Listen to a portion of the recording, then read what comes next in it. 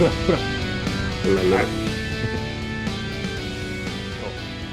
one, welcome all. Welcome to another episode of Fan Team Radio. We are your hosts, Shayem Khan and Chris Odorizzi. Chris, what's up? Hey, Cheyenne. Yeah, man. We had a wonderful race today in Monaco. Give some details on the track. Cool little details. First race was in 1950. So it's been around for 73 years now. We're getting close to that 75th anniversary. Maybe they'll do something cool. But it's one of the shorter tracks on the circuit, 3.33 kilometers or just about 2 miles, which is short, but it's also incredibly narrow. We've seen how tight the racing at Monaco can go. So yeah, we had 78 laps and 50 so of those were kind of typical mono racing, and then we had a little bit of a little shakeup with the rain coming down. So we'll get into that. But yeah, man, like what were your super overall thoughts on the Monaco race?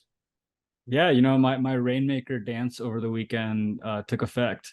Yeah. And I'm glad that it spiced things up a little bit towards the end there. Because it was kind of making out to be a little bit of a boring and predictable race in the beginning, right? Yeah. I think as a relatively new watcher, this is probably like my fifth Monaco race that I've watched live. And it took me a second to kind of appreciate when they talk about qualifying for Monaco, it really is the race, Yeah. and I didn't really understand what that meant. I was still trying to get my bearings with all the races, and it took me to this year to finally understand what they mean by that. So, for listeners that are also kind of like me and just listening, just kind of getting their first taste of Monaco, the track is the oldest track on the grid. It started before the championship series even started. So at the time, race cars were really small, boxcar like structures, didn't go that fast. Appropriate for the size of the streets of Monaco. But obviously, the cars have not only grown in dimensions, but they've gotten heavier. And they're carrying more fuel. They're a little bit more dangerous, or less dangerous depending on who you ask. But all that to say, it makes passing incredibly tough. Unless you're Logan Sargent on this on this Yeah. track, unlike most, these the Miami Grand Prix, and then Imola that ended up not happening this year, and then Spain coming up. These tracks allow for like overtakes, and Monaco just really doesn't in today's era of cars, which leads to the debate on whether or not it still belongs on the grid, and people say that it should be on the grid because it has such historic reverence, and others are in the camp that it shouldn't be on the grid anymore. It's just kind of not up to par. I think with 24 race season, now that the calendar is getting bigger and bigger, a race like Monaco ensures, that there's an evening of the pack that could happen. For example, what you saw with Ocon today, and then kind of the inability of Checo to just move up the grid, even though he has arguably the fastest car, and kind of overtake, that just wasn't really possible. So, all in all, I thought Monaco was a great race today. I do think the rain is a big factor to that. Really exciting to see everyone go to intermediates and then onto wets, and watching the comedy that is Williams unfold. And it's also interesting to see in quali, if something goes wrong, the cranes bring the cars up to such a height that you can see their underexposed belly, which most teams try to go through a lot of trouble and insurance to ensure that people aren't seeing that. But all bets are off in Yeah. Monaco, I guess. The If you the fuck the up, floor is the one part of the car that you really can keep under wraps, like for the majority of the season. The amount of posts studying the Red Bull floor from the pictures were insane. And if the Twitterverse is exploring and studying, every other team has their engineers with like I'm 4D wondering. scanners and whatever, because that I'm the wondering. if they use the CSI technology where they zoom in and it becomes clearer Enhance. somehow, it Enhance. enhances. Yeah, like, but seriously, like there was a, I don't remember his name, but there was a, like, an aerodynamic specialist who was like, this is why Red Bull is leaps ahead, because the underside of this floor is insane. And people were even posting pictures of Christian Horner and Adrian Newey's faces the moment the car was lifted up on the crane, and they were just like not happy at all. You know, like, obviously you can look at the floor and you can make some assumptions.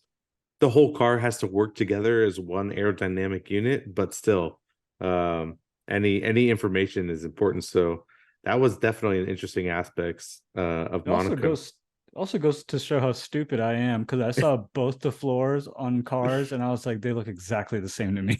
Yeah, yeah, it's definitely not my forte either, but Yeah, it the details are really lost on someone as low down the totem pole intellectually as I am. hey, I just like the fact that there are guys out there like Adrian who can see the matrix, as it were, of the way air moves around things to create something as beautiful as that car. But I uh just like that they go meow meow, meow.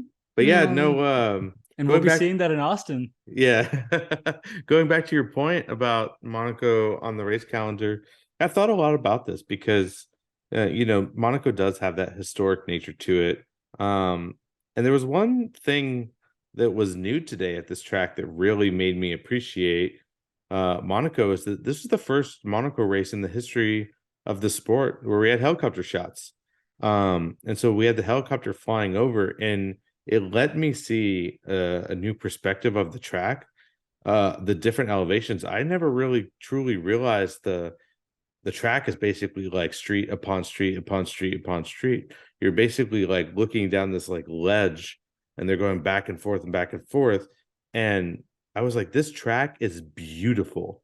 Like, Yeah. everything about this track is a pure racing track, other than the fact that the cars don't fit on it anymore. And I really wish we could have like a special edition Monaco car where they built a Monaco only race car the size of, half the size of the cars today, so that we could have true traditional racing. Because I don't want to see this race leave the calendar. There's too much prestige. There's That too would be much, adorable, by the way. Smaller cars, like, same size drivers. could you imagine if like every team just basically built a 50% version of their car for this race? It would be so freaking cool. That would But be adorable. but Yuki would be like, "Hey, this looks like my car at home."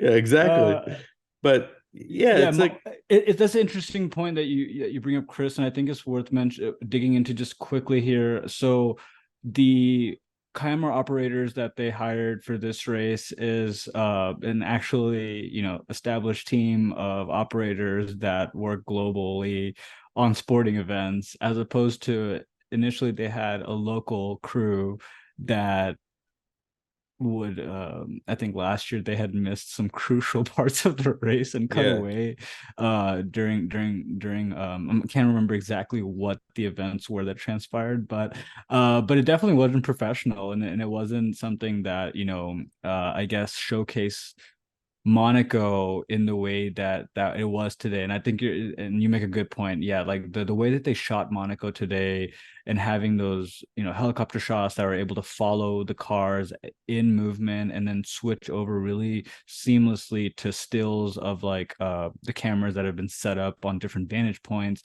all incredibly professional. I definitely 100% there with you on how they shot Monaco today was very different from the last couple of races that I've seen. yeah, it was awesome to watch. There are a few different camera angles I wish they would change slightly, mainly like on boards. So I want to be able, I've seen some shots where you can really feel the speed of the car. And it's really difficult to tell that sometimes with the way they have the shots. But yeah, the race was great today. The track was beautiful. I don't know if there's a solve for the potential procession for the race, but going back to the point we brought up earlier, quality on this track was mind blowing. There was a couple parts of the track where there was new tarmac laid down, and so the grip was like new for the drivers from previous years. And it really showed because the lap times were just melting away every single lap. It was like Max was P1 and then he was like P15 and then back to P1 and then like ding ding ding going down the line, just because every time a car crossed the line, the track was going that much faster. And like my wife and I were actually like literally off the seats screaming at the TV, like Ocon gets pole. We're like, oh my fucking God, Ocon's at pole. And then Alonso goes, and we're like, yeah, Fernando. And then Max is 2 tenths down with like through the first sector. And we're like, oh my God, there's no way. And we are like, we're getting Alonso on pole. And then all of a sudden, Max just puts the third sector like brutal, just the evolution of the track. Also, he drove like an absolute maniac. I don't know if you watched his last quality lap, but he hit the wall 3 times. He was so on the limit, and it was insane. But that was a Yeah. that was a beautiful qualifying session. That I think even if the race is sort of a procession and all the people get to do all day is drink on their yachts and have a good time, then whatever. The quality session's worth it to keep it on the track. But yeah, it Yeah, was. it definitely has all the makings of a visually stimulating race Yeah. without the race needing to be very stimulating itself. I think they play up quality in this race purposefully. As the years go on, I don't know what that would look like, but they definitely found a natural groove in keeping the track, preserving it as it is, and then finding the point in the weekend that they should extenuate, and I think it is quality. And I'm trying to rack my mind and see if there are other races on the calendar that has a similar effect. Nothing's coming to mind just quite like Monaco. Do you have any in mind, Chris? I mean, Jeddah is probably the closest thing that comes to Sure. Monaco, just because it's tight track, it's really high speed. Um, Not a lot of room for takeovers. there's more takeovers at Jeddah than they expected there to be, but the fact that it is definitely less than a traditional racing track. But Jeddah was actually a lot more exciting that I thought. But in Monaco doesn't have that same feel to it, but Monaco has definitely a special feel. It's like actually one of the only races that I really, really, really want to go to live, just to experience Yeah. the ambiance of it. You know how much I love Valtteri. He has this Valtteri Bottas experience where you get to watch directly from his private house, him and Tiffany's home, and you get which is right over the starting grid. And I was like, is this worth 8,000 euros per person, which definitely can't afford. But yeah, I just want to go experience it to one Yeah, day. man. I But mean, you know how much I love linens. Any yeah. wear a nice linen shirt with my top three buttons off. I'll walk on there like Pierre Gasly. There you go, man. Um, cool. But Well, yeah, it's like I think it leads to a point. I can't. I mean, obviously, I've watched for the last few years, but this year felt there was a desperation in some of the drivers, that led to being what I felt like was bumper cars Formula One today. And it all started when, well, actually, it started in like at the start, the first turn. Maybe it was the second turn. You had a couple people bumping into each other, getting a little bit of damage. Sergio got some damage, Sargent and Stroll, as they were going around the hairpin. But then, Carlos was really pushing up on Magnussen, was it? And no, it was the Ferrari. No, it was Ocon, where he bumped into him going into the swimming pool section of the chicane, and he like dove real yeah, far, and yeah. he's It was right after he was like, "Hey guys, let's push for." Yeah, yeah. yeah, I think I know. What you're talking well, because he was on hards or on mediums, and he wanted to push the mediums to make a pit early, and so he like dove hard and just like sheared off his wing. And ever since that moment, it was just people just like constantly bumping into each other. But then when the rain started, lap 53, it almost felt like every single person just became an amateur at Formula One again. You had Carlos sliding, you had people bumping into each other, you had complete But you had the commentator saying the entire time that this is just absolutely, dynamic driving from top line experts. Like the way they were commentating made it seem like this is the best of the best of the best, which it is, right? Like these guys are the most premier drivers with the most innovative cars under their seats, unless you're Williams and Logan Sargent. But like that, I think that kind of highlights the appreciation we should have for not just a wet race like on any track, but specifically to Monaco, because the bumper car effect, that's just, I think, um uh that's just what happens when you have big cars on a circuit that's not meant to host cars of that size, right? But the competitiveness is still all there. So that's just gonna happen whether it's dry or wet. And I think with the rain, it seemed a little comedic for some of the drivers that were bumping into each other, but the other drivers that were able to steer clear and really finish, the Mercedes especially, and even McLaren. We'll talk about them a little bit more later, but these teams that are able to finish and these drivers that are able to finish, it really does give me a elevated sense of appreciation for them. Like, even though it is kind of funny watching them kind of slide into each other, Well, the team strategy being affected by it. And then, because there's two team strategies essentially that they're being deployed, is either you start with mediums and you get that steady, stable start, or sorry, that quick start off, and then you go into the hards afterwards to keep the longevity. Or you flip it around, you start on hards and then you kind of make your way to either softs or mediums at the end of the race. But then when intermediates and wet tires came in, that really, I think, put the team strategy to a test. And Ferrari was at probably the the the worst end of it, I would say, for this race. Yeah, I mean, to your point, about the quality of the drivers, with as many wings and body parts and carbon fiber that were strewn around the track today, having nothing more than a couple of yellow flags for a moment. I don't even know if we had a VSC in the race, so No. no VSC, no red flags. I was kind of mind boggled.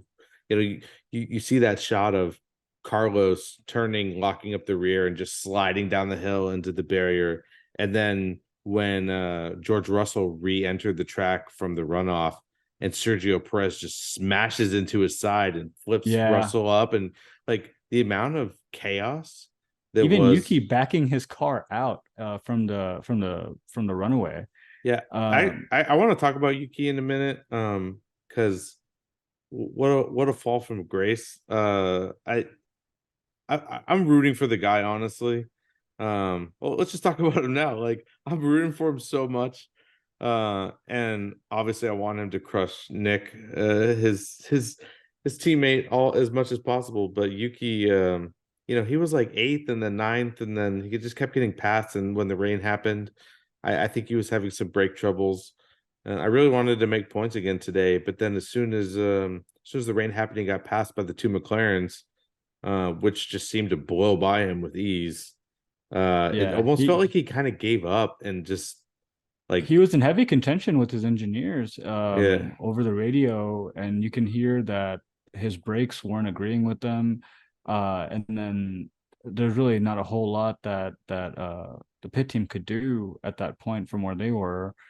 I agree with you. I think Yuki had a really great quali. He had, a really good race. He was going to finish again in points, keep that P9 position. I don't think his misfortunes this week will affect the outlook that hopefully the team has on him and De Vries, and then also like the general fans outlook. I still think that he's in a better position at AlphaTauri for sure, than Nick is. But yeah, it was definitely really difficult to see the kid drop so many spots, especially he was having low key a really great race.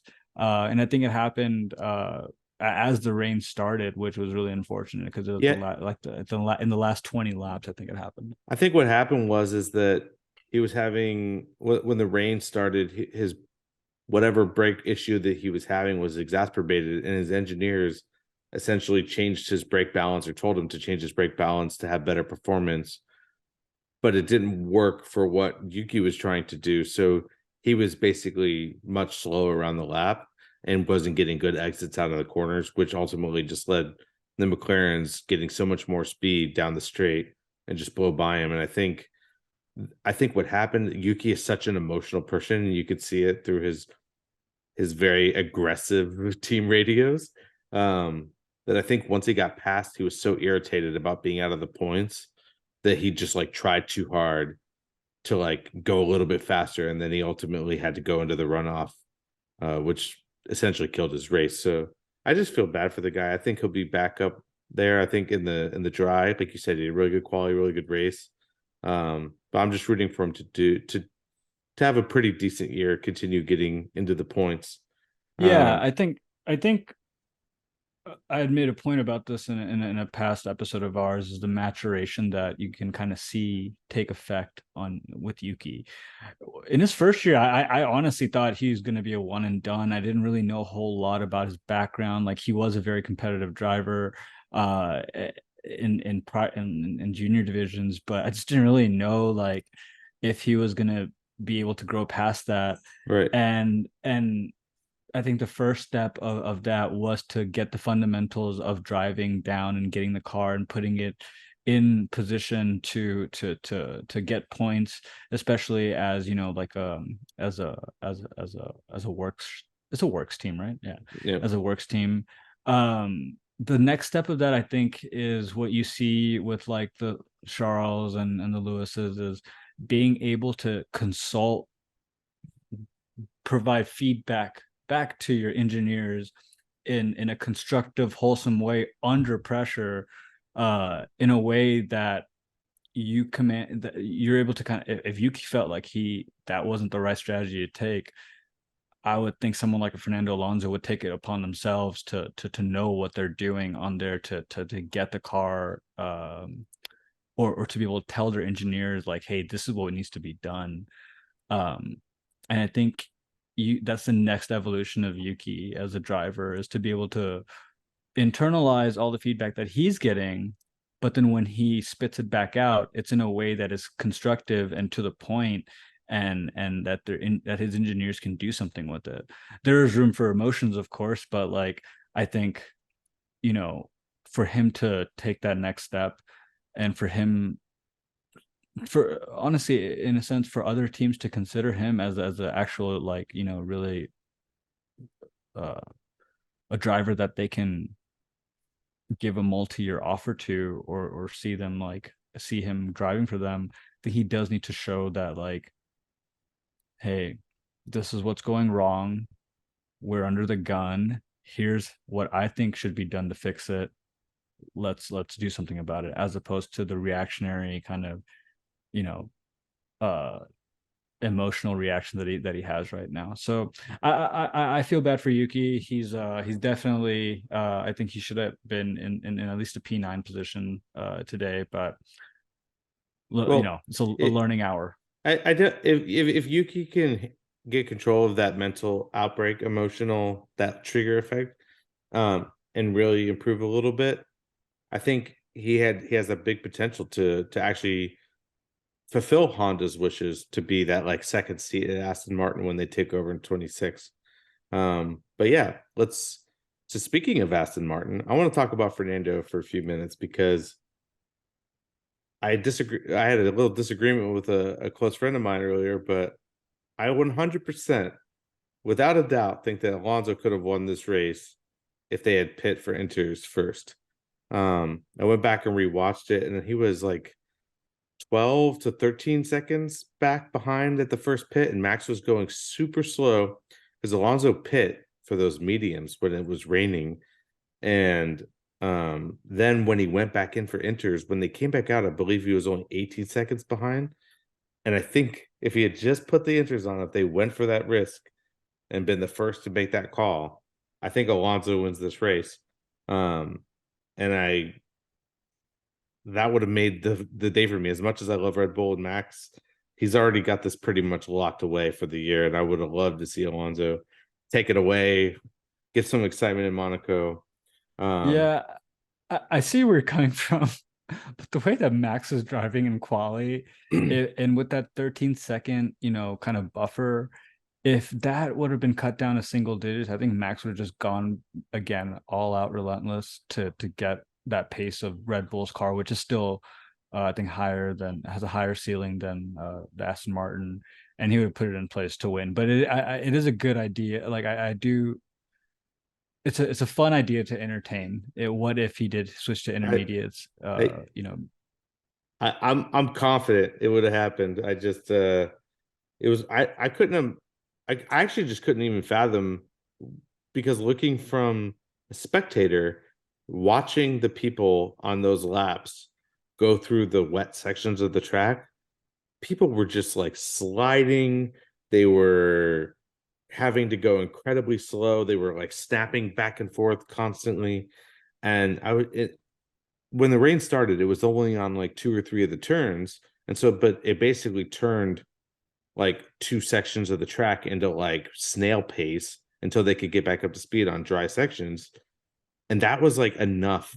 That was like a whole pit stop worth of time to get those inters, go through there with ease and make that pass. But so I don't understand where the decision to throw mediums on came from. But to your point, and I was going to bring this up anyways, Max is a robot.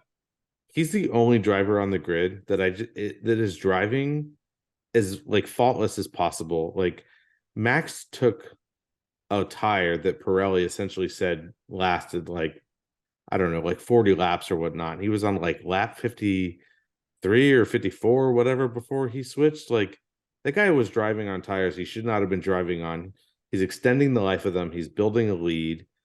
He's almost never making a mistake, running off, hitting the wall, whatever, at least in a dangerous way. And yeah, I just don't see how anyone is coming close. Like the only other person on the track that I think is driving to his like range of level is Alonso, who seems to be consistently driving pretty stellar. Uh, but like even guys like Lewis are making small mistakes. Lewis had the little crash in quality, which is so uncharacteristic of him. I think he almost never bends it in quality ever. And I think I agree with you. I don't think Max. I think if the gap was less, maybe he just picks up the pace and closes that gap. But I really thought it was possible for Alonso. But yeah, I mean, I don't see a world in which Max is letting anything go by him right now, especially Yeah, at I a think, I mean, especially with Monaco, when you get the pole position there like Max did, and then you have the car that Max has underneath him, you can just go off, right? If your initial off the line is good, and you have a car like that, you're off. You're pretty much, if you put it down the line, you're gonna win the race. Um, well, but that's because you have clean air ahead of you. The pack is behind you. You essentially, it's your race to lose. Uh, and I say that because if you take a look at what Check, and I think this is a good pivot to Checo, yeah, that's where I was going. same car at the back of the pack, no room to overtake, and if he does, he gets into a really bad situation like he did. So I think today was, of course, Max is having an absolute stellar year, but I think today is just, one of the pitfalls of having uh, a track where overtaking isn't really readily available is the first car out the gate, as long as they don't mess up, they have full liberty to kind of do what they want to. That's why I mentioned, like, if that gap was between Fernando and Max was dropped down to like a single digits, then Max could have easily picked up the pace at the detriment of his tires. So he probably wouldn't have gotten the 50 laps out of those tires. But yeah, I think once you're finally in that clean air, you're good to go. You really have a lot of flexibility on what it is you want to do with your strategy. Your engineers are able to experiment a little bit more, but then at the same time, when you're in the back of the grid like Checo was today, he had a terrible qualifying. it's a weekend for him to forget, especially with his pedigree on street circuits. Just wasn't there today. For Um, for me, yeah, I would love to hear your thoughts on Checo today, Chris. for me, Checo kind of proved, and I mean, I like Checo, and I think he probably is one of the only people on the grid to deserve the second seat at Red Bull at the moment. But he definitely, for me, is not the championship driver that he wants to be. And I think it showed today that he makes a lot of mistakes under pressure. I think if Checo, like you said, is the lead car in clean air where he has a lot of room to race, he's very racy. He can do dive bombs and he can and make those like tough decisions and keep the car on track when he needs to. But in this situation where he was like dealing with back markers that are going slower than him, I think Max, given the situation, um, if they were to swap positions and Max was P20 and Checo was P1, I think Max makes the points. I think he finds ways around the cars. I think he finds the right situations to take risks and to not. And Checo had a few bumps, a few accidents. He had to pit extra times from that. I just think Checo, I don't think Checo knows how to adjust himself in the moment of how do I get through this train? How do I take one guy or two guys at the same time? He he just had one too many mistakes. Like obviously the mistake in qualifying was horrible. That happens. But his race today was just a little all over the place. And I think he could have done a little bit better. Like obviously in Monaco, you're not going to win from P20, even if you're Max, even if you're Lewis, even if you're Schumacher from decades ago. Like that's just not going to happen in Monaco without red flags and other chaos. But I think Checo could have definitely performed slightly better today and at least gotten maybe P10, P9, P8, because there was cars that were passable in that situation. But yeah, like you said, it's a weekend to forget for him. I still think he's top tier driver. He's great. He's up there. Just a sloppy weekend. Just a sloppy weekend. And it wasn't just race day, right? It was qualifying as well, and it's very uncharacteristic of Checo. And I think there's not much left to be in my perspective. There's not much to be dissected other than it was a sloppy weekend for the guy, and Yeah. we all have our down weeks. So unless it becomes like a persistent kind of issue going into next races, I don't really foresee it being a really big deal. They're still able to stay atop the championship points. Max extended his lead above Checo a bit more.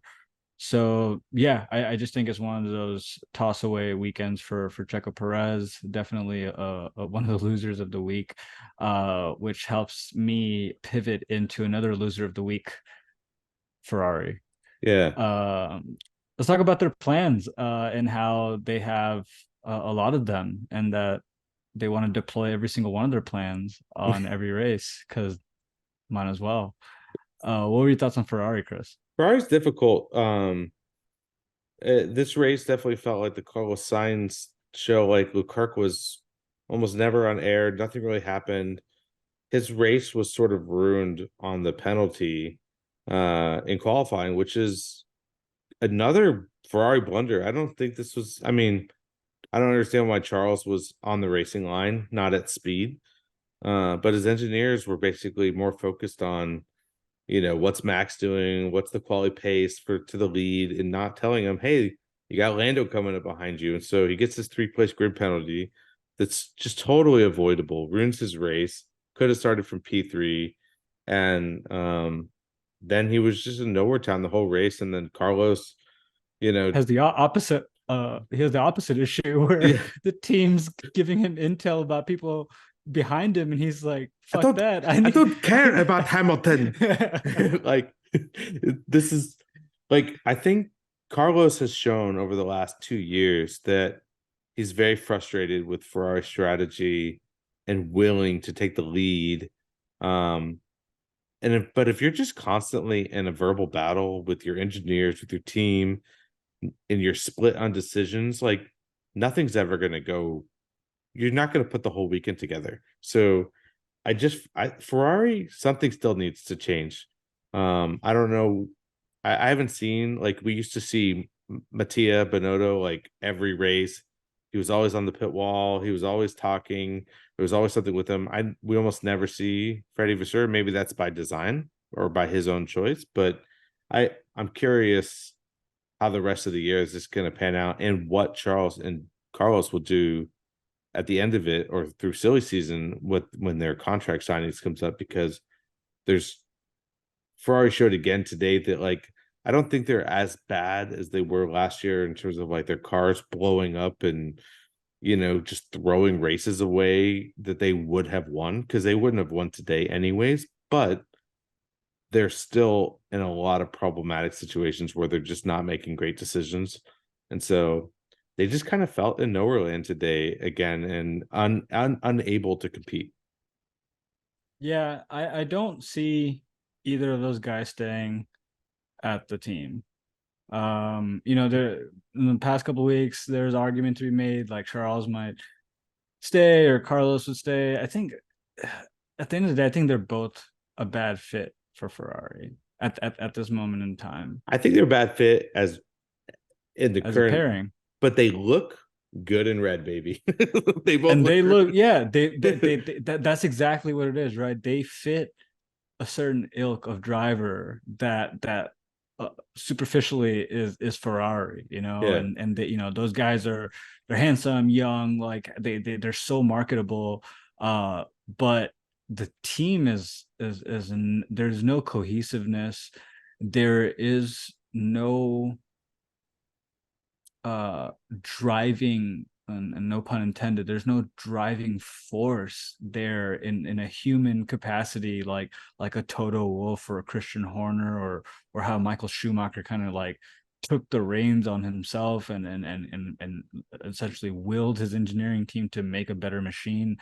There is none of that. They're kind of like resting on their laurels a bit here, and is exposing them in really embarrassing ways. Like, yeah, like you mentioned that Charles was having one set of problems with engineers, and they're having the almost exact opposite but same problem with Carlos Sainz. Yeah. And if that's not a definition of a clusterfuck, like I don't know what is. So yeah, I think Ferrari again, you know, another lost opportunity for Charles to shine in his hometown, and I think he's just over being pissed off about it, which is a really sad thing to see. So, Yep. he just kind of registers as like no emotions after today's race. So, yeah, not the best weekend for Ferrari. As much as my true fandom doesn't lie with Ferrari, um, and there's other drivers on the grid that I want to see do super well. If I had one wish for Formula One, I would give it to Charles Leclerc winning Monaco. Just because I don't think a single person could be happier in that moment than him winning Monaco finally after all the luck that he's had throughout the years, and continue. Like, it's almost like it feels like the biggest curse in F1 is that Charles cannot perform at Monaco. Like, To I don't save know his if life. I Yeah. don't know I don't know if you saw this, but he did the historic race at Monaco where you're like driving the Yeah. old cars, and he Yeah. still crashed out of that. And I was like, you can't even take like a historic fun race and complete the Monaco race or whatever. And it's just like, come on, like this guy's luck It's is unreal. But yeah, it's really unfortunate.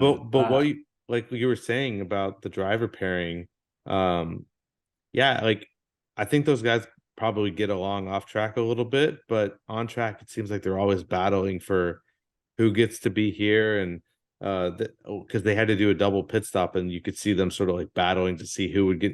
And you have to have some sort of level of cohesiveness, like even when Checo and Max like very obviously are like butting heads about things, when it comes to like strategy, they typically try to like do what's best for the team as much as possible. And I think you need that to succeed as a personal driver and as a team.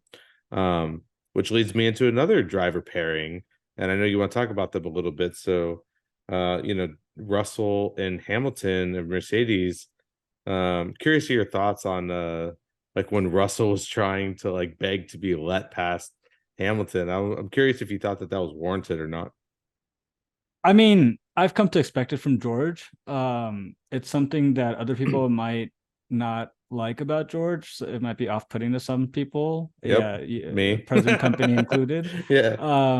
But I've come to expect this from George. It's I think what's going to make him a much better driver is he's in a way asking for forgiveness and trying to ask for forgiveness at the same time. Yeah. I'm sorry, he's trying to ask for For permission permission. Yeah, and and forgiveness. forgiveness at the same time. Yeah. Sorry, is what I'm trying to say here. Because he does respect Lewis, and I'm the biggest Lewis Hamilton fan, I think, on the face of the Western planet. But I get it where George is coming from. He's like, hey, if Lewis is not keeping up pace to overtake Esteban, like, can I have at it? It's a perfectly fine ask. Yeah. And he did a similar thing not last weekend but the weekend prior, and he was like, thanks, I really appreciate it. I mean, it's hard to, because then if he isn't aggressive, then he's going to get labeled as he just doesn't have it in him, you know. I think it's a little bit incumbent on Lewis to also put the car where it should be, and this is, they brought the upgrades this week to Monaco that should have probably been on display at Imola, or it's probably a little bit more appropriate to have. That's a debate in itself, but I think, and we'll see more of the capacity in the ceiling and the floor of this new upgrade in Spain next week. But for today's sake, I think it showed a promising sign towards getting a little bit quicker, a little bit more stable. But Lewis still wasn't able to pass up Ocon, and I don't. It was hard for me to tell if that was just because due to the nature of the track, or if because we just didn't have enough uh, speed to kind of overtake. I do think it's more of the former. So I'm gonna hold full judgment until I kind of see what they're able to do in Spain. Lewis did have a little bit of complaints throughout the race about the challenges that he was having with the car, but then post race, both him and George Russell seemed like they were really positive about it, and kind of giving due credence to their engineering teams. So yeah, and Lewis registered the fastest lap, right? For the second half of that race, he had the fastest lap, and he, so there are green flags. The red flag is that they weren't able to pass Esteban and get and put it into podium. George also had a bit of a mishap on the latter half of the race. Yep. So it wasn't the best race to really determine if Mercedes developments are fully there, or if they made leaps and bounds of progress, or just minuscule kind of steps ahead. But yeah, I think, going back to your question, I think George trying to overtake, it made sense. If Lewis was going super fast, I don't think George would have made that ask.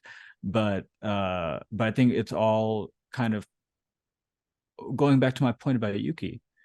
Can you give feedback in a way that your team can digest it and use it in a constructive way? If George's ask is, hey, Lewis is like kind of slower on pace than I am, what's the plan here? Is he going to make the move, or am I? That lets the team know, like, hey, our drivers are looking to make a decision here and now. We need to get on his page, something that Ferrari can't seem to do. So I'm using these other teams as an example to kind of illustrate where I think George has a little bit of I don't think he's in the wrong, is what I'm trying to Right. say. Yeah, I agree. It was for me in the moment, and you make some really Is good it his points. British accent?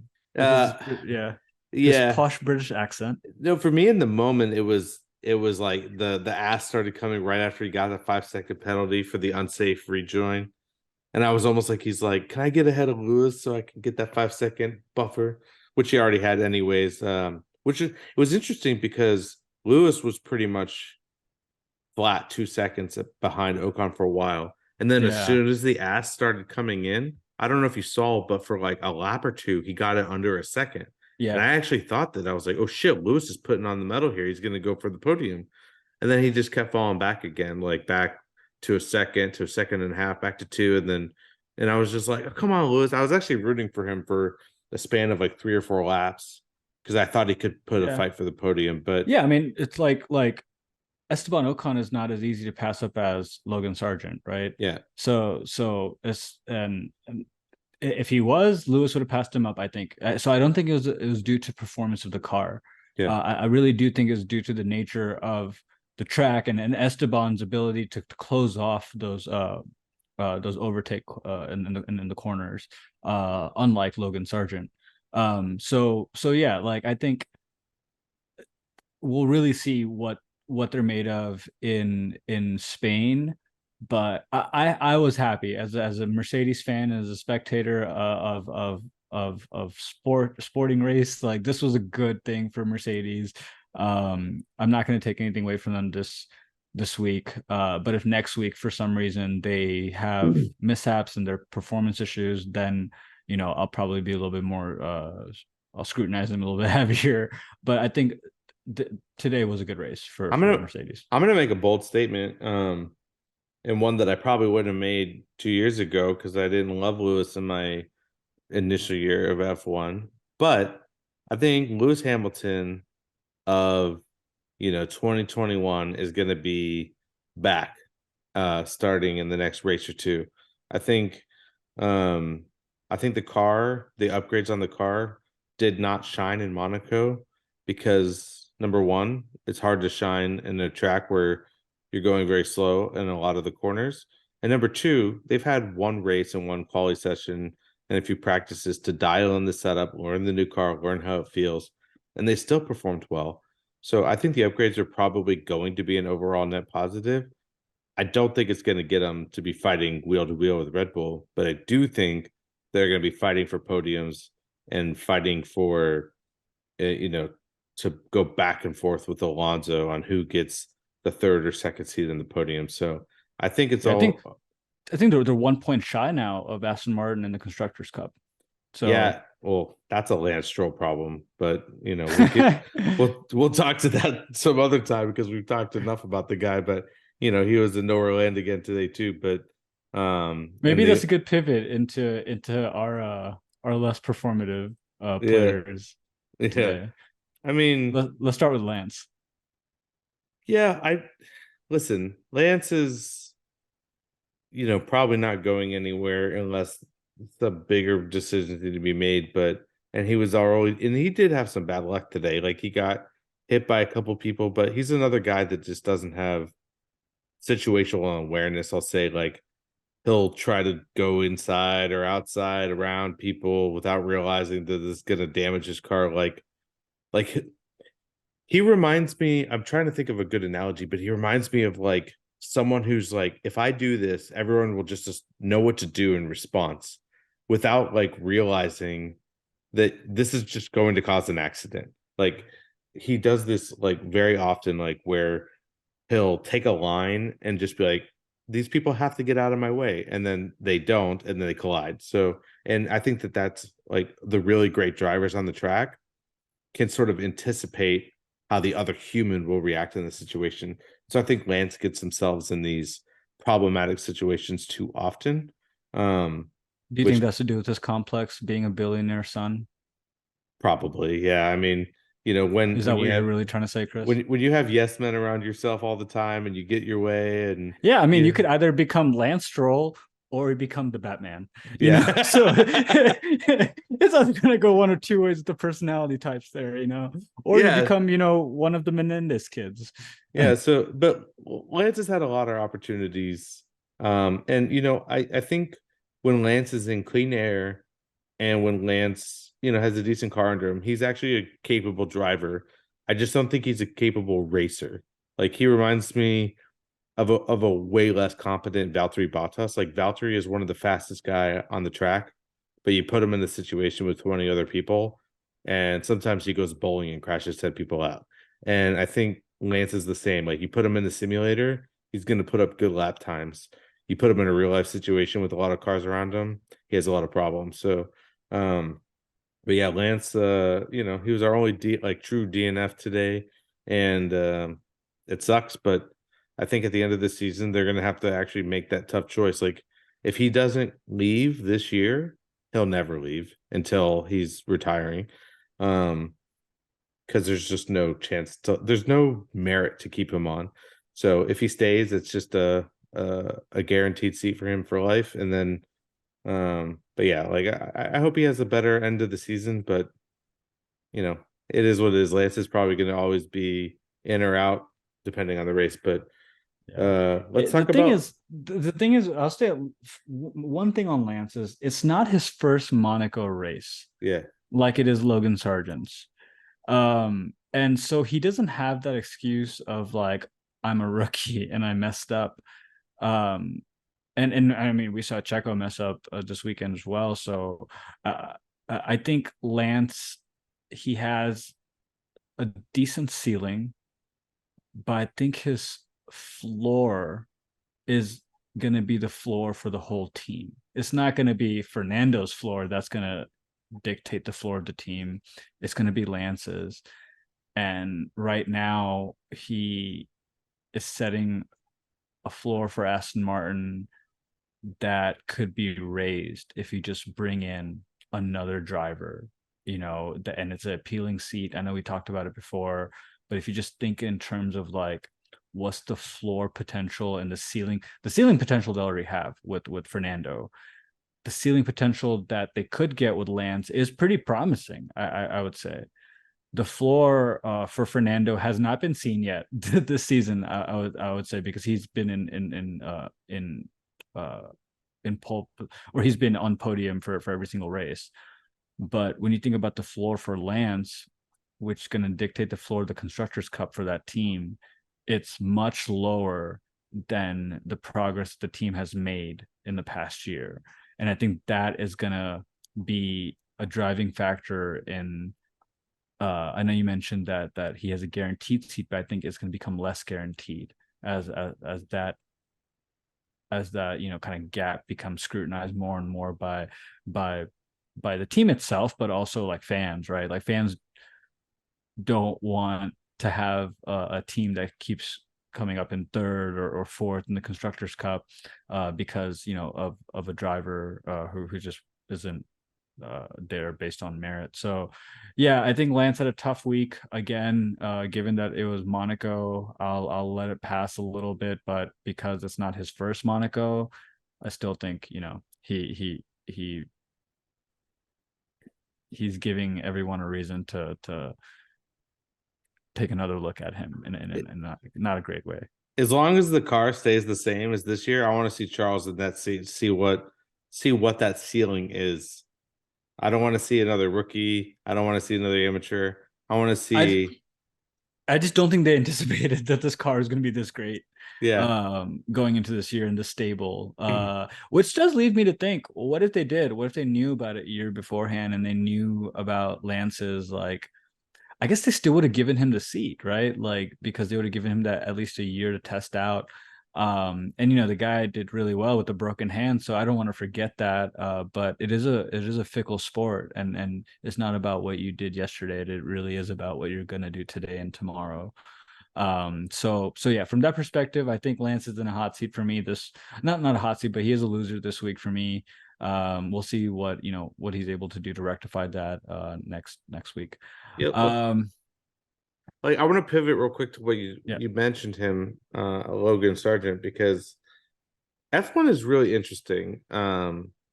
Because in theory, you have the 20 best drivers in the world driving, because there's only so many seats and there's a lot of money in the sport. And so why would you waste any valuable seat real estate on anybody else that doesn't deserve it? And I don't know whether Logan deserves the seat or not, but it's such an interesting thing that you could tell today that he was essentially not belonging on the streets of Monaco. And I don't know if there's another driver out there who would just get into that seat and take it to the limit. But it's interesting to see like somebody basically like cutting the like getting their like driver's permit, as you were, or however you want to metaphor it out, on the streets in a live F1 race. Like, because that guy was just getting passed like he was an obstacle. And it's like one of those things, like how many years of racing before you actually get to like before you get to the caliber where you belong to be there, before you lose your seat. So it's sort of like you sort of almost have to start performing immediately to keep your seat in F1. So it's an interesting thing for me to see somebody on the track performing as poorly as him, in that situation. I you know Yeah, I want to give him some grace, given, again, that he is a rookie. It's his first time in Monaco. He had a pretty decent start to the year, so it is tough to see him kind of backtrack a little bit. But Oscar Piastri was able to put it in points today. Zoe last year, for his rookie year, did a pretty decent job here as well. And even Nick DeVries is the first Monaco race, he was able to kind of put it in, at least not get points but finish in a respectable time. Yeah, I think again that this track is so tough to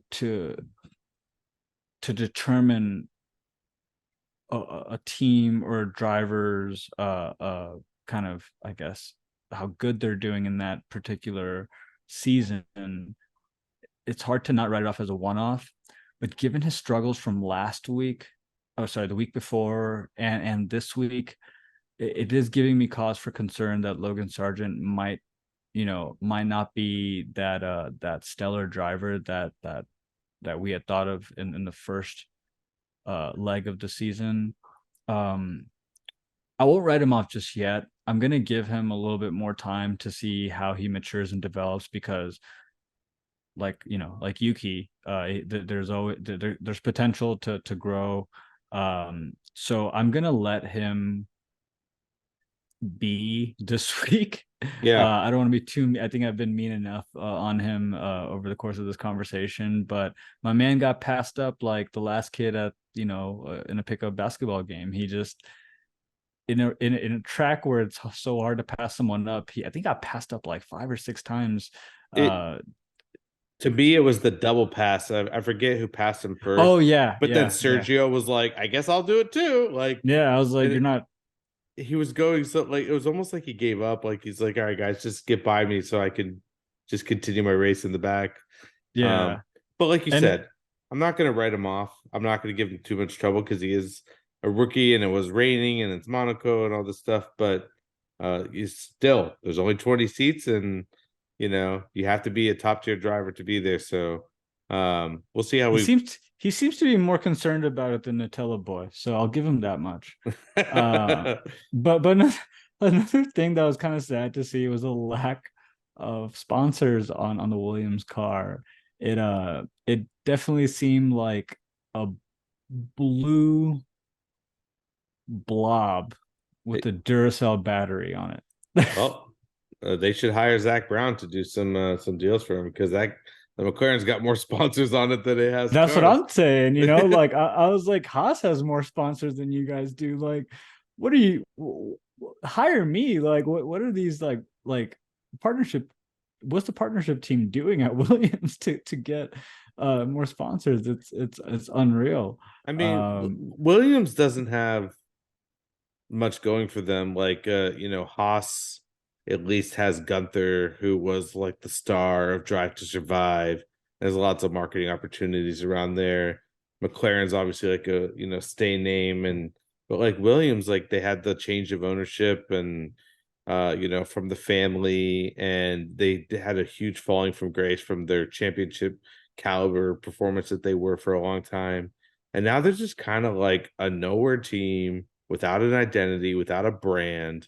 And it's like, it's hard to sell that to people. So, Honestly, I would just take Williams to like the Series C, D tech companies that are like not public yet, and just be like, hey, if you guys give us an X amount of money, we'll just throw your sticker like on our car.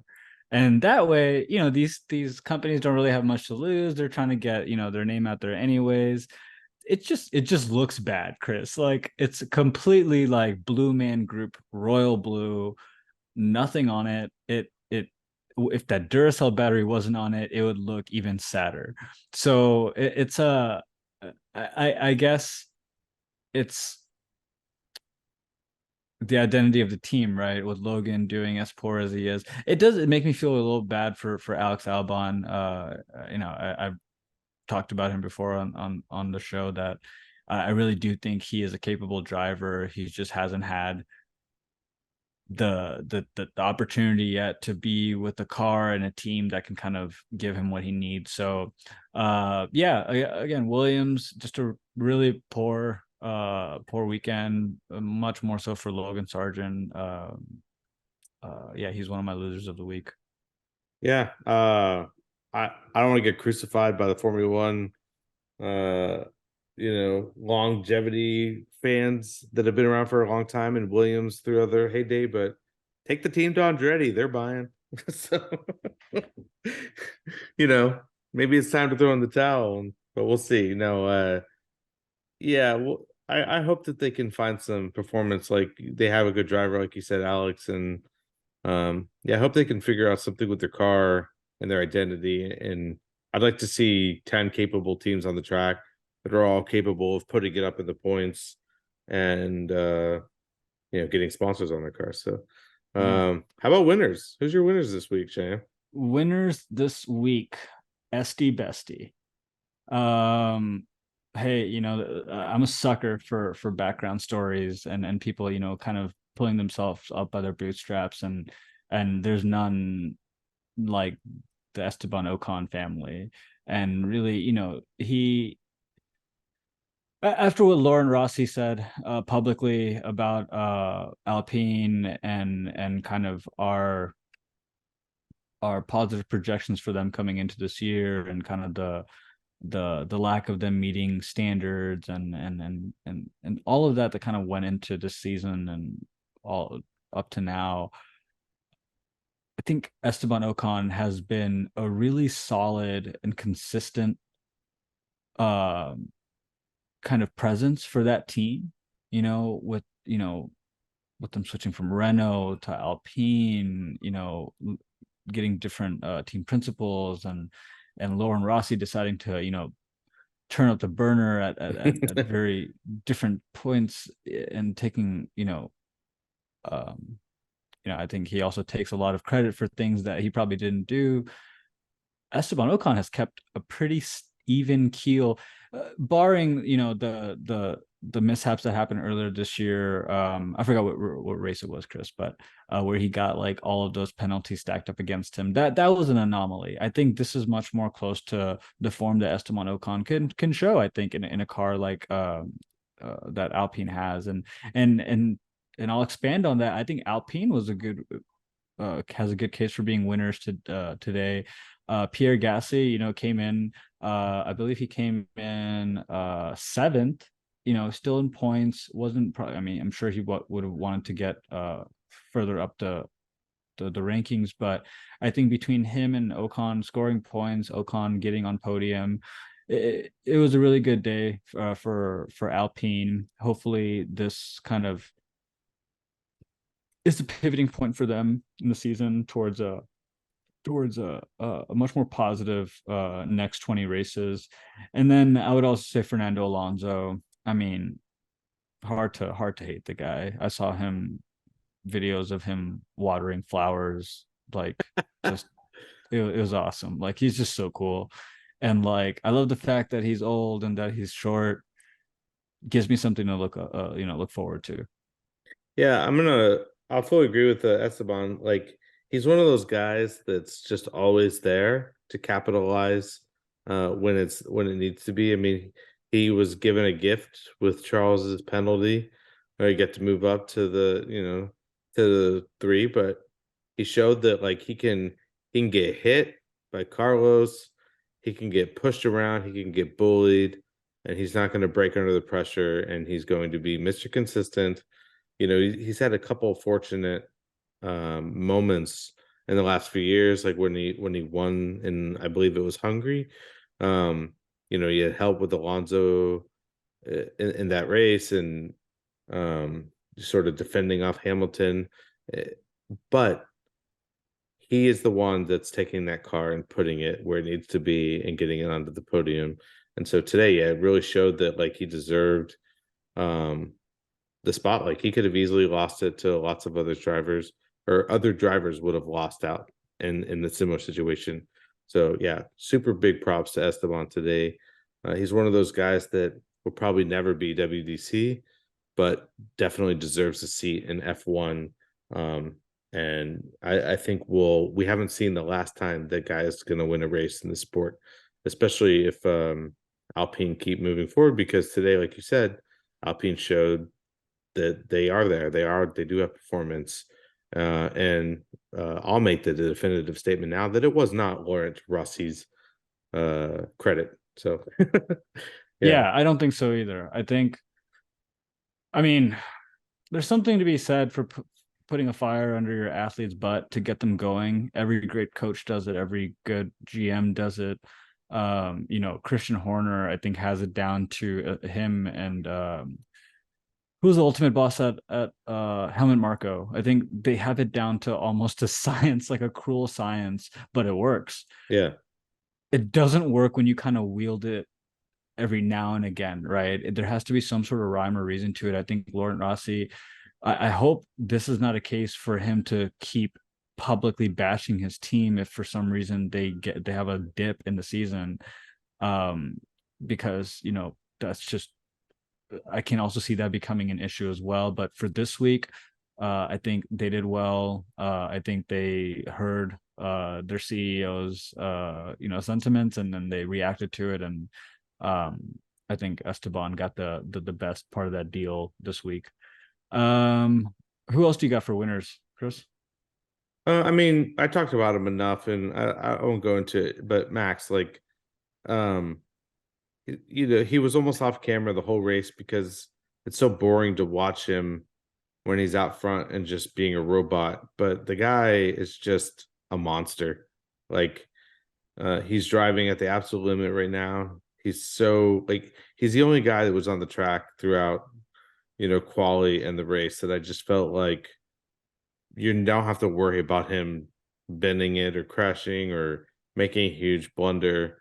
Um, yeah, the guy's just on fire, and like I just think this cemented with Checo not performing today that he not has nothing to worry about, because you know reliability problems, things can happen, but I think he basically just cemented the fact that this is mine. Like, let's look to next year for everyone else. um, yeah, No arguments there. yeah. So Max is just on fire, but um, yeah, that to the opposite of that is going to be my hot seat. Hot seat this week for me is Haas, and mainly because like, where is this team and what are they doing? Every year at the start of the season, there's like a lot of hope. You have like Hulkenberg like putting it up and qualifying at the beginning, you know, like when Magnussen came back, he immediately performed, and then they just kind of die.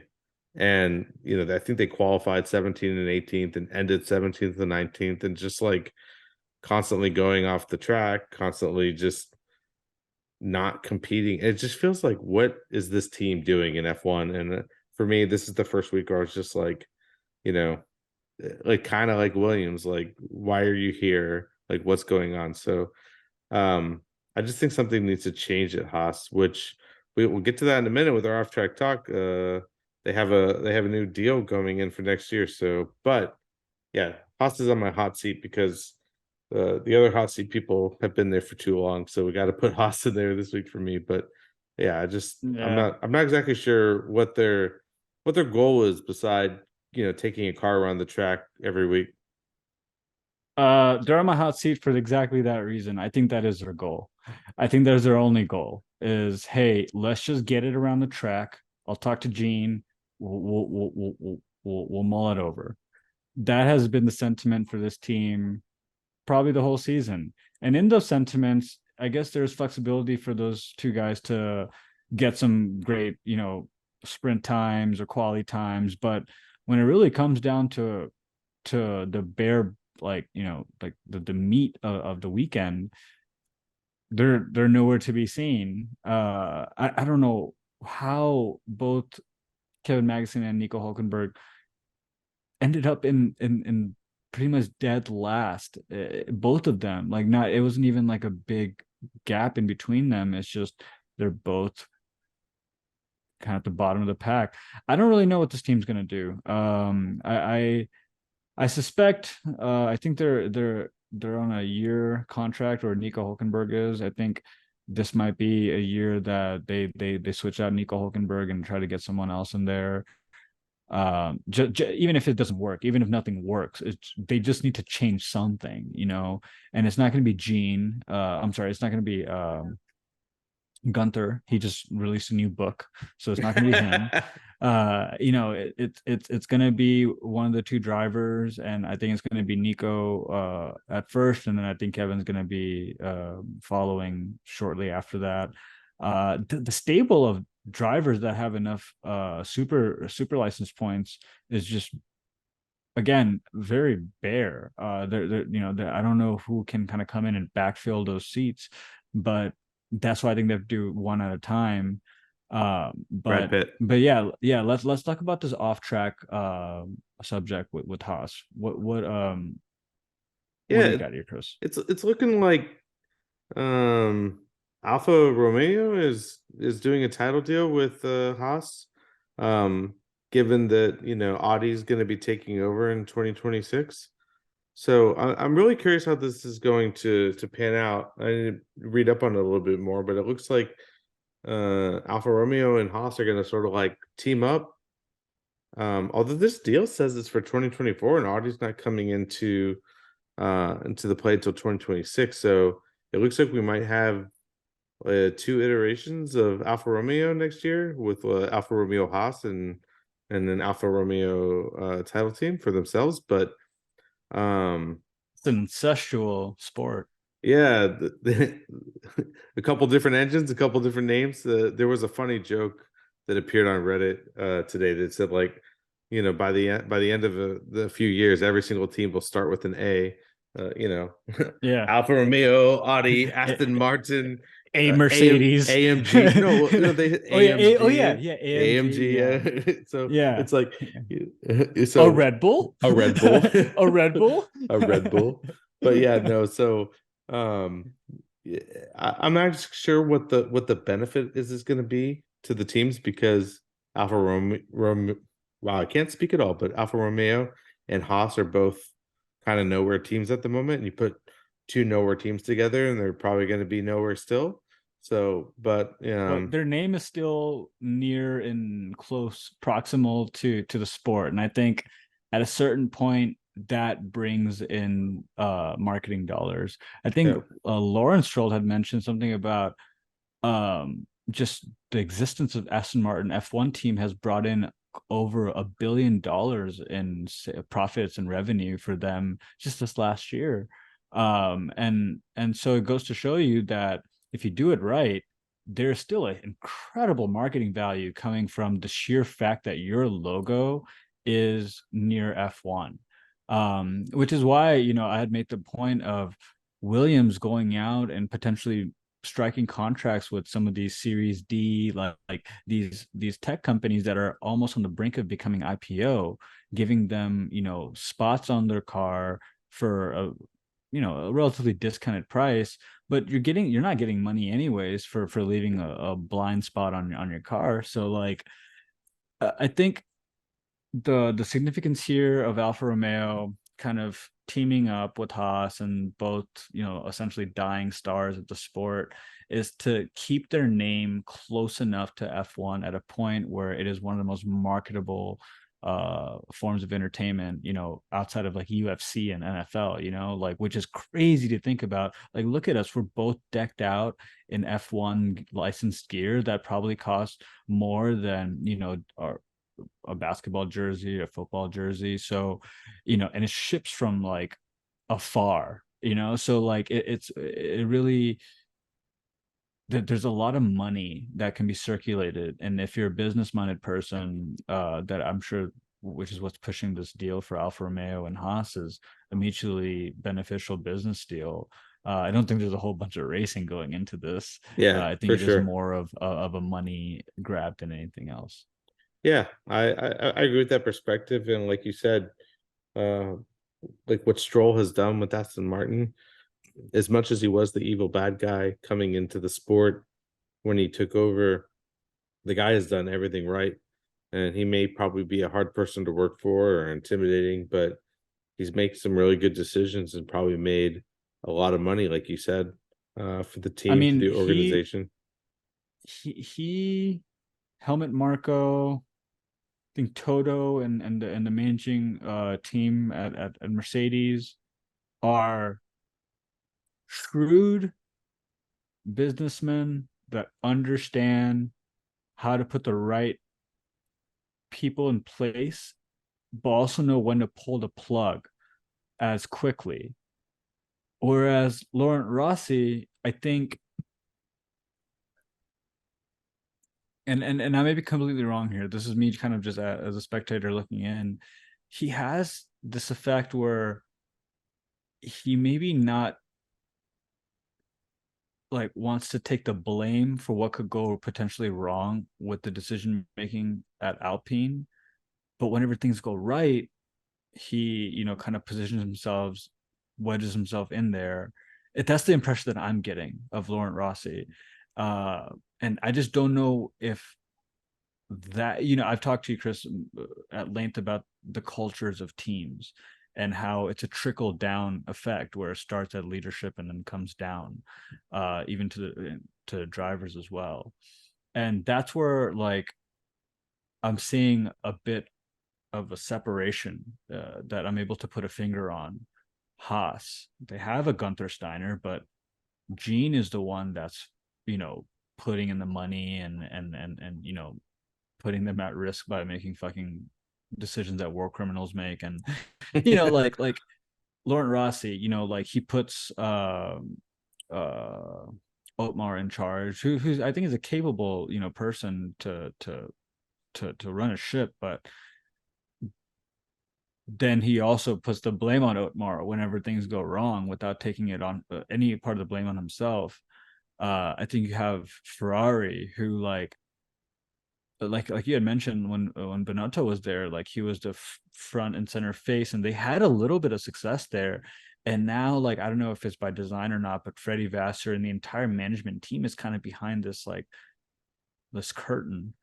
Um, so I think the best teams is, like, not even looking at the drivers essentially, man. I think, like, if you just take a look at the ownership and the leadership and understand, and I think Lawrence Stroll has made me appreciate that more, Yeah, because I for think sure. I came into the sport post, Helmut Marko and Toto already kind of at the helms of these teams.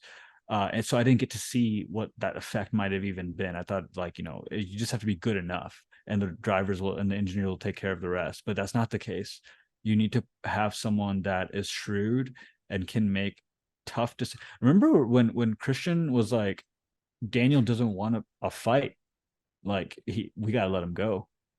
Like, and to do that after the fact that Daniel had put up some really incredible seasons for Red Bull, that's just a shrewd business decision. He made the right call there, even though it was an unpopular call.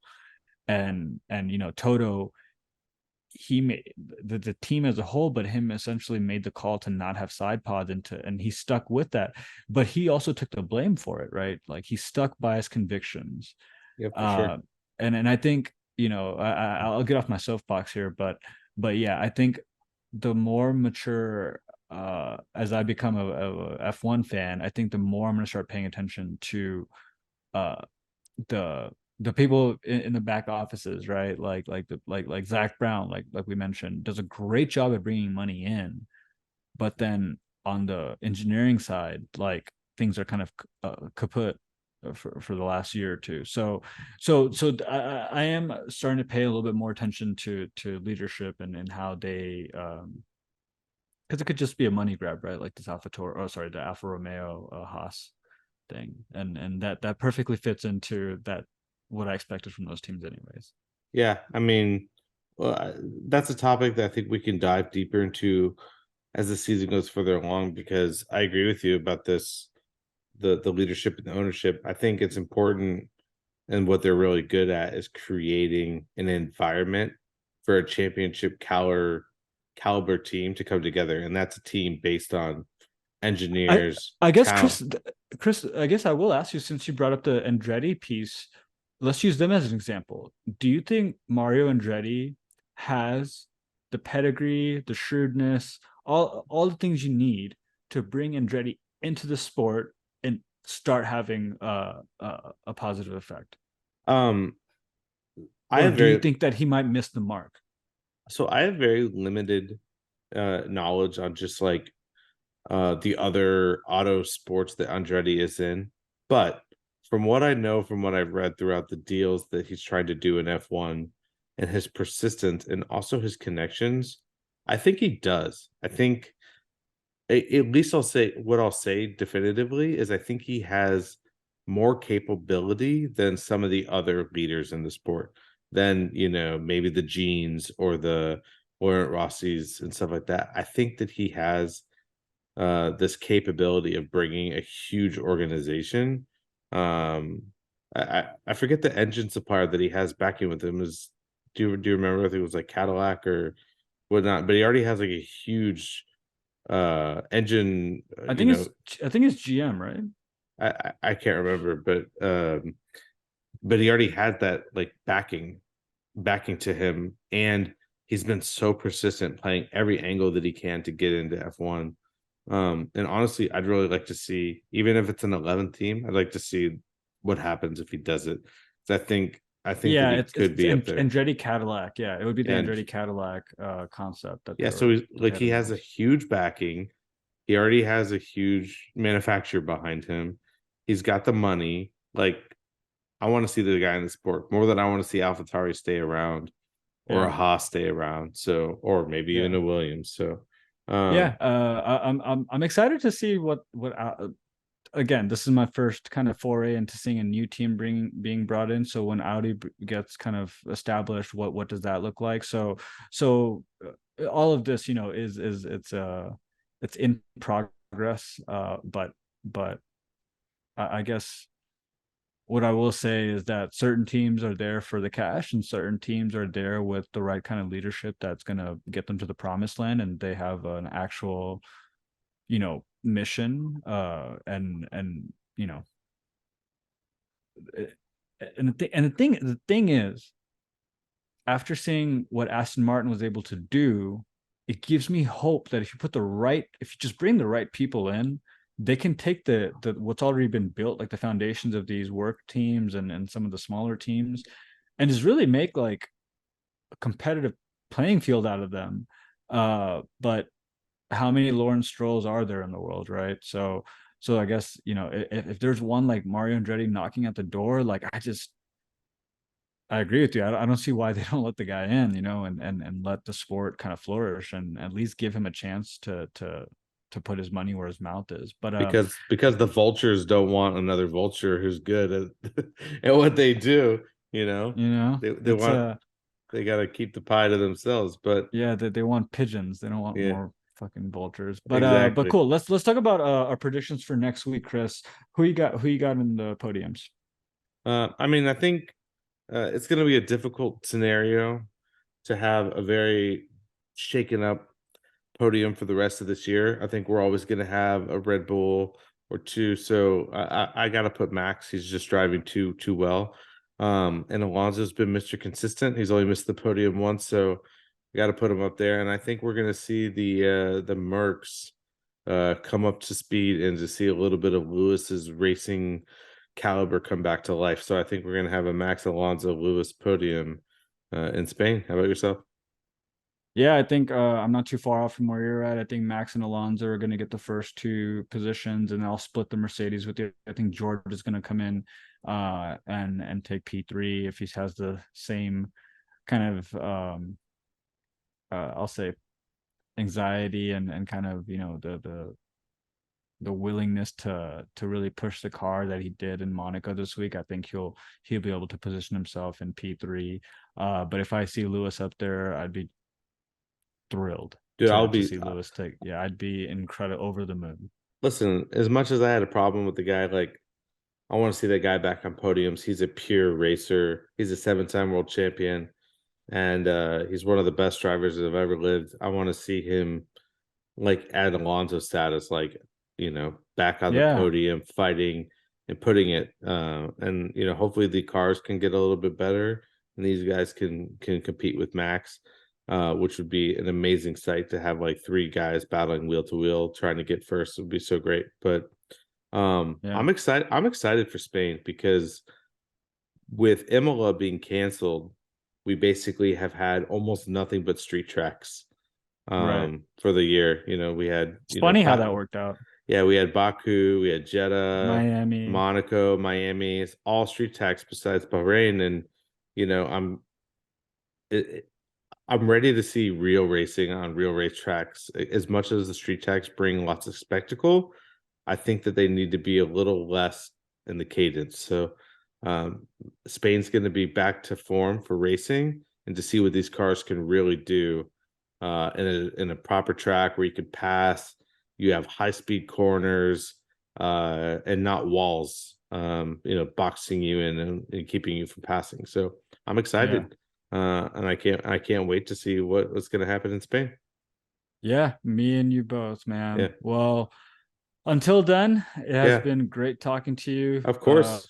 Chris, as always.